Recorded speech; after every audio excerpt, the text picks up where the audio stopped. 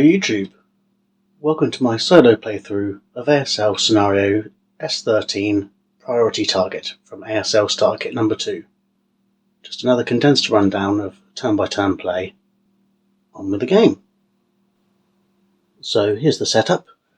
Much like scenario 12, the main victory condition is for the Germans to get these 3 guns either captured or destroyed.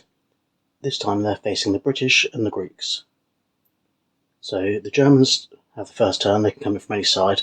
They're provided with DCs in this mission, so the demo charges are here, here, and here, with the main idea of them sneaking up to each of these guns to destroy it. They also have a smattering of LMGs, along with infantry, to try and take out these areas here, where the Allied infantry are hoping to draw far away from their guns. So this time grain is in season, and I remember that, and I also remember emplacement and the LR. So without any further ado, let's get on to turn 1 and see what happens. At the end of turn 1, there's been quite a lot of action. These 2 Germans didn't make it very far onto the board, but they did manage to take out some of the Greek troops, and some of them are broken in there. This set of German forces got quite ripped apart, both by the British coming in from here, the Australians coming in from here, and this British gun laying down a lot of fire. High rate of fire meant it fired over and over and over again, but it did malfunction in the process, so hopefully that'll come back in on this rally phase. And there's a small advance here. This gun's still active, but their infantry defence has gone over here, so there's probably going to be a good push for that DC to get to that gun on this turn. So, on with turn 2. Okay, here's a little update halfway through turn 2, which seemed necessary because of just how much went on. So this broken gun that was malfunctioned before, attempt to repair at the beginning of the German turn, destroyed. So the British have already lost one of their guns. This section of Germans are well under control by the Australians attacking there, but the Australians going over there left this gun completely undefended.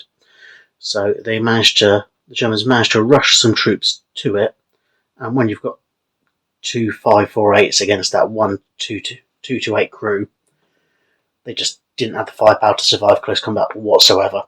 So although it's not controlled by the Germans at this point, I mean, there's no reason for them to control it.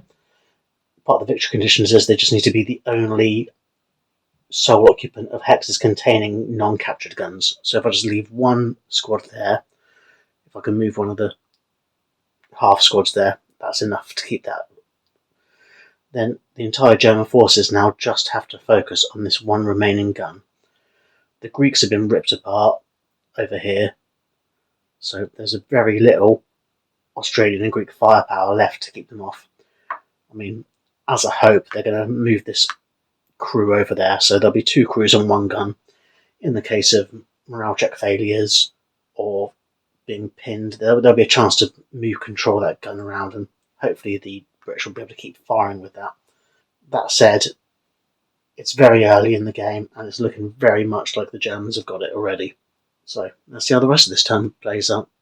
So the end of turn 2 is quite as shocking as I thought. The Germans have taken this gun. This gun's destroyed. There's 1 gun here with 2 crews.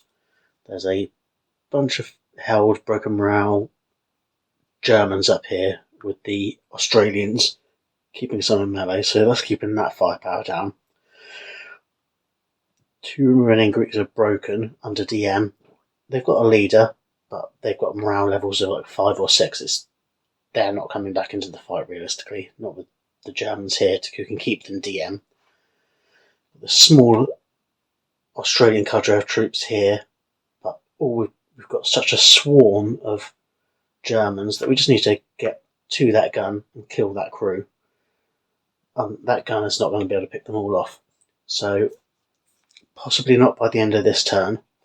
By the end of turn 4, I think it's all going to be over for the British, Australians, Commonwealth. So let's see how the next one plays out. I honestly don't think the British Commonwealth troops can come back from this, but stranger things have happened. Let's see. So turn 3's come to an end and the walls are closing in. The Greeks were completely surrounded, already broken, didn't stand a chance. The few that survived failed to rout. The guns are just keeping on, but we've got a DC there, we've got another DC there, moving in. The big melee that's happened here was won by the Australians, so now I've got a bit of a kill stack going on. So these guys might not make it, but I mean there's a DC there, and there's all these other single troops that can start rushing in. They might not all make it there, but by the end of turn 5, the chances of that surviving are pretty slim. Aside from the kill stack here, we've still got a couple of Australian troops here, but time is ticking away for that remaining AA gun. Can they hold up for another 3 turns? Not a chance. But we're going to play it out and see how much longer it goes. On with the game. And it was all over in turn 4. The DC managed to make it, place the charge. There wasn't enough protective fire to actually harm them.